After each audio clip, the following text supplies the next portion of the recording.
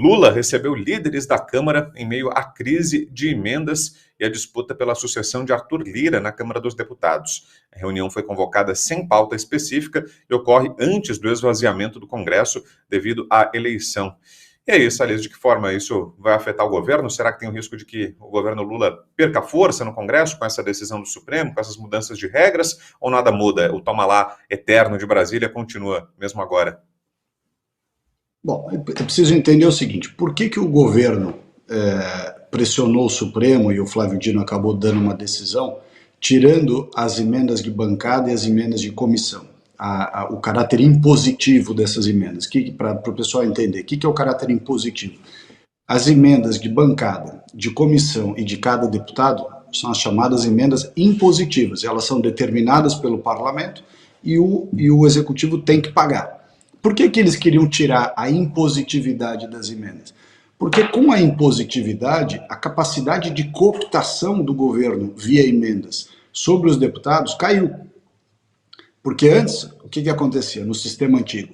Ele tinha as emendas, ele apontava as emendas, mas o governo pagava se queria. Se não quisesse pagar, não pagava. Então ele fazia com que os deputados fossem ao governo no beijamão e falasse, olha, se você votar comigo, eu pago. Se não votar comigo, eu não pago. Se fizer tal coisa que eu quero, eu pago. Se não, eu não pago. Então, o aspecto da impositividade das emendas tirou do governo, do executivo, uma grande capacidade de, entre aspas, chantagear os deputados.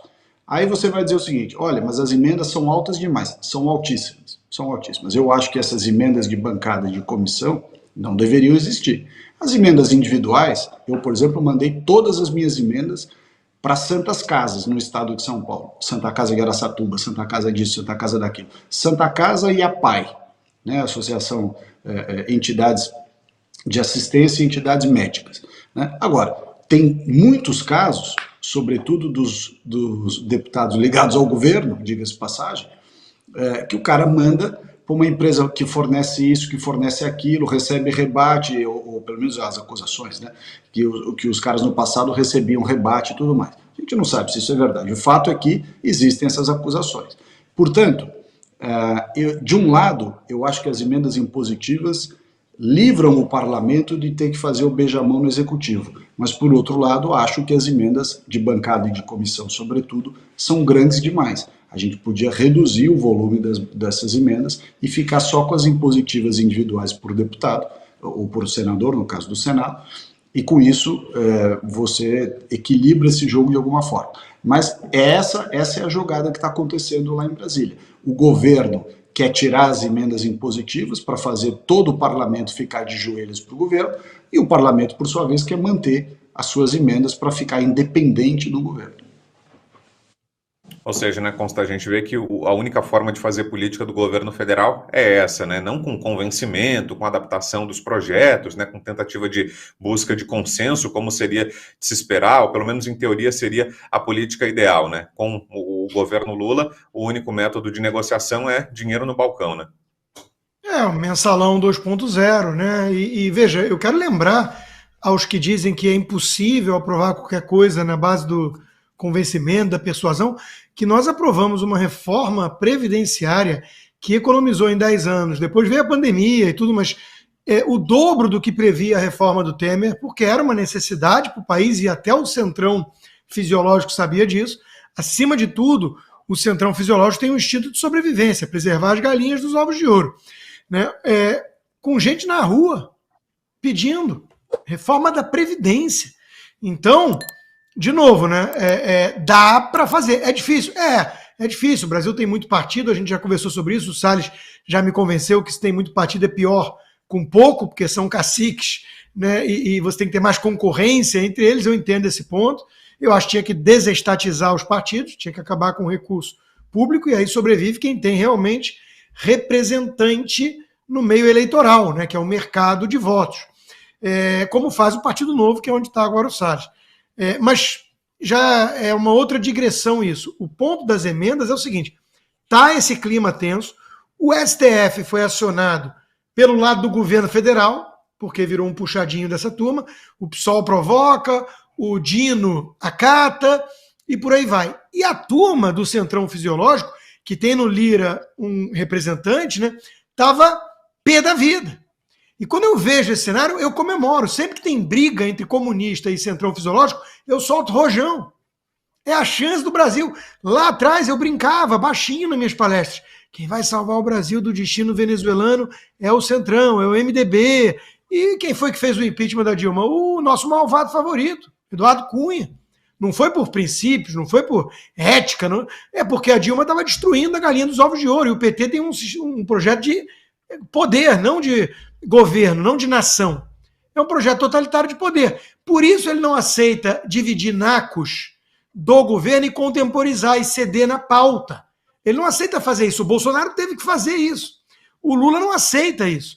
Então ele quer comprar no atacado, de preferência, quando não der no varejo, os parlamentares, botando todo mundo refém, que é o que o Salles estava explicando tão bem. E quando isso começa a ratear, dá problema para o governo do PT, porque ele quer o controle todo da ideologia e do projeto totalitário de poder dele, né? E a nossa chance é quando o Lira está incomodado com o Supremo e com o Lula. Essa é a nossa chance, a nossa talvez única chance, né? Porque a direita está mais preocupada em discutir Fla-Flu, amassar o Bolsonaro. Então a nossa única chance é o Centrão Fisiológico, cansar desses caras. Porra, tem que ter briga. O mecanismo de freios e contrapesos está quebrado porque o Pacheco é cúmplice da tropa do Supremo e do Lula. Então, eu quero mais ver briga, eu quero ver o oco, como dizia lá a música do Raimundo. Chega de acordo. Quando tem aquela foto da harmonia, a gente sabe que jogaram pela janela, sacrificaram a independência. E o povo faz o quê? Leva a mão ao bolso. Então, eu quero ver briga. Eu quero o Lira muito incomodado com o Lula e com o STF, que aí ele consegue, talvez, quem sabe, pautar coisas que a Carolina de Tone está fazendo no CCJ com muita coragem, para limitar a canetada monocrática dos Supremos, dos ativistas supremos. É isso que o Brasil precisa. Mecanismo de freio e contrapeso. Poder descentralizado. Briga entre os poderes, não harmonia. Vamos falar de economia? Olha só, a gente tem um número aqui interessante, mas muito triste, né? Um retrato muito negativo da nossa economia, muito preocupante. O país registrou 1.104 pedidos de recuperação judicial só no primeiro semestre de 2024. Houve um aumento de 71% na comparação com o mesmo período do ano passado. Esses dados são de um levantamento feito pela Serasa Experian. As micro e pequenas empresas lideram o ranking, são as que mais quebraram, as que mais tiveram pedidos de falência. Foram 713 pedidos, seguidas das empresas de médio e grande portes. Começar contigo, Salles, como analisa esse cenário? O que é que está por trás desse aumento, dessa disparada das recuperações judiciais? Faz o L aí, né? A turma votou no Lula, Lula ganhou, só está fazendo besteira no país, gastando muito mais do que deveria, só em coisa errada, ideias idiotas, despesas absurdas, né? O que acontece com isso? Perda de credibilidade, um país instável, todo mundo metendo a grana no exterior, com medo das bagunças aqui dentro. Quer dizer, o país está ferrado, essa é a verdade. O pessoal que fez o L, né, o petista, aquele petista, vamos dizer, da espinha dorsal petista, esse aí já ia fazer de qualquer jeito, é um idiota, cretino, muitos dos quais são os que mais vão se ferrar, porque tem muita gente lá que deve estar fechando o seu negocinho com a sua camiseta do Lula, enxugando as lágrimas e tal. Agora, os que não são petistas de espinha dorsal petista, mas fizeram essa escolha, né, o estilo Faria Limers, Amoedo, não sei mais quem, fizeram essa escolha para encher o saco. Tô com nojinho do Bolsonaro fala muito palavrão, Bolsonaro não é muito democrático, Bolsonaro isso, Bolsonaro come farofa. Estão vendo agora, a consequência da sua irresponsabilidade. Um ministério totalmente desqualificado, política internacional do país tudo errado, voltando tudo quanto é esquema, tudo de novo, não está aparecendo porque, de certa forma, esses caras aprenderam a jorrar dinheiro para órgãos de comunicação e com isso manter um silêncio.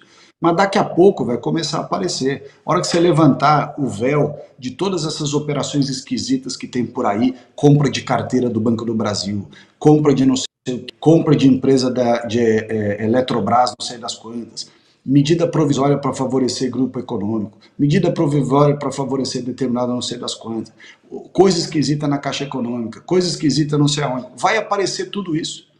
Esses caras estão quebrando o Brasil.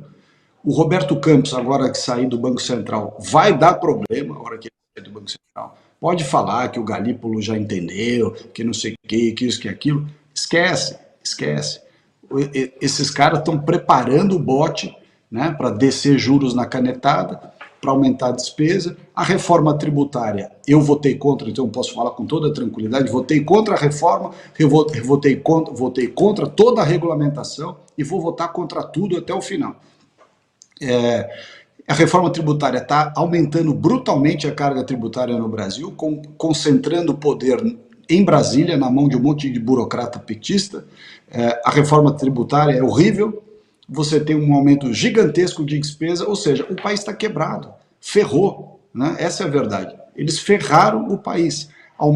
Com isso aumenta a insegurança, aumenta a imprevisibilidade, aumenta a falta de segurança pública, né? Tudo isso que nós estamos vendo, essa quebra toda que você citou, Brau, das empresas, pequenas e médias sobretudo, né? As grandes correm para o BNDES, vão chorar lá para o mercadante, arranja esquema com os caras que são lobistas do governo e de alguma forma se salva. Aparece um banco público para comprar as carteiras de crédito deles, aparece um não sei o que para salvar, aí aparece uma MP para perdoar a dívida. Agora, o pequeno e o médio tá fudido. Esse é o português, claro.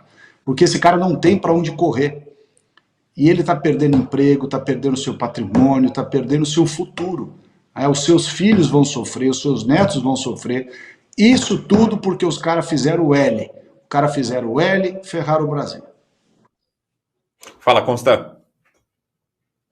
É exatamente isso. Hoje eu estava num grupo que tem alguns economistas, alguns acadêmicos e tudo debatendo, e teve um lá brincando, né? Tô no grupo lá dos economistas enchendo o saco da turma tucana de mercado que fez o L, né? Cadê esse pessoal para vir denunciar tudo isso? É óbvio que a economia está ruim. E esse é um dos indicadores, né, do aumento de recuperação judicial e tudo. E ainda nem veio o modelo novo tributário, que concordo com o Salles também, tinha que ter votado contra, é um absurdo. Ainda mais se o sujeito é da área do comércio, do varejo, ele está frito. Então, estão destruindo a economia e uma coisa grave, né, que aconteceu na Argentina. Os indicadores não são mais confiáveis, porque tem o Mr. M lá, o Pockman, né? Então, as pessoas começam a não confiar mais no que estão vendo de indicadores oficiais, porque pegam esses que eles não controlam, ou a experiência do cotidiano no mercado, no supermercado, e não bate. Então as pessoas sabem que a situação está pior do que os dados oficiais, digamos assim. E os dados oficiais já não estão bons. Então a economia está degringolando, o governo só pensa naquilo, arrecadar mais e gastar como se não houvesse amanhã. Né? Veja que com um buraco de não sei quantos bilhões de déficit, está aumentando dinheiro para artistazinho. É sempre a mesma coisa, é a turma da patota. Quem é que é do esquema? Quem é que está participando do projeto de poder e vai ter direito, então, de participar do butim da coisa pública, da pilhagem? É disso que se trata, o petismo. Quem é que não entendeu isso até hoje? O Armínio Fraga, a Helena Landau, o João Amoedo, esse pessoal não entendeu isso ainda? Eles são tão tapados assim com tantos milhões de dólares nas contas bancárias? É difícil acreditar, né?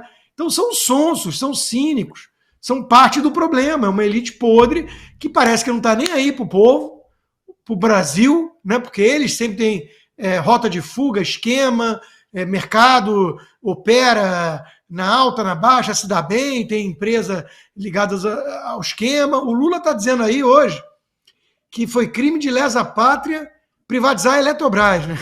Bom, pela ótica petista é isso mesmo. Cada privatização é um instrumento a menos para roubar, para esquema. Então o Lula acha um crime inaceitável essa história de deixar uma gestão mais eficiente, privada, focando no bom atendimento para poder ter retorno, né? Focar no consumidor e não nos esquemas, nos sindicatos, nos parceiros, né? Ele acha isso um absurdo, um crime, né? Porque dificulta que ele cometa o seu crime, que é lesar a pátria, né? Então é tudo cínico, tudo uma cambada de hipócrita. O Brasil voltou, os empreiteiros estão felizes, os esquemas todos estão voltando a ser azeitados na máquina. O Brasil voltou. Quem é que está reclamando? Poxa, só quem trabalha o ano inteiro para pagar essa conta. Mas alguém tem que pagar, né, gente? Dinheiro, afinal de contas, não cai do céu.